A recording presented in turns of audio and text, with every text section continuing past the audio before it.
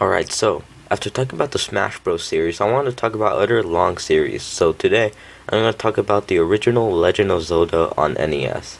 Legend of Zelda on NES was pretty similar to the original Mario Bros. In innovating and popularizing their genre.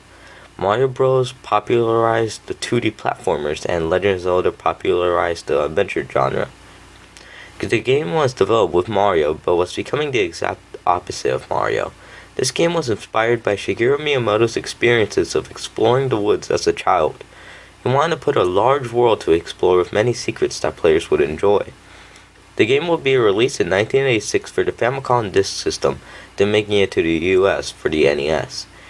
The story is that Ganon stole the Triforce of Power and needed the Triforce of Wisdom to rule the world. Princess Zelda then split the Triforce of Wisdom into 8 pieces to stop Ganon from stealing it as easily. Ganon takes Zelda instead. Link, our main protagonist, has to go on an epic quest to get the 8 pieces of the Triforce of Wisdom, and also defeat Ganon to get the Triforce of Power and save Princess Zelda. The game starts off with nothing but a cave to enter. Once you enter, you get a wooden sword. The rest of the game is a puzzle. You basically just have to find each dungeon, beat the boss, get the Triforce, and move on.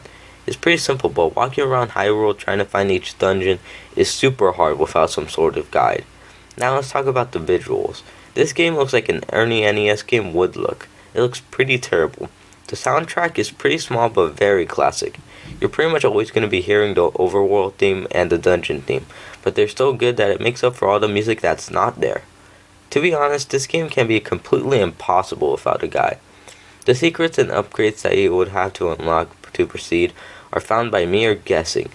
Most of the secrets the game tells you about are pretty worthless. When I was playing Zelda, I did die a lot, but the game didn't feel very hard. It felt alright. The 5th dungeon is a complete other story. The Dark Nuts are near impossible to defeat, and I died so many times while trying to fight them. So, should you try and beat Zelda?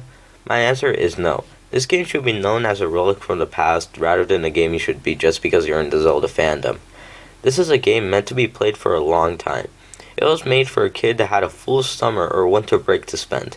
Now it's best to be played with a guide, even though the purists will be breathing down your neck for using a guide.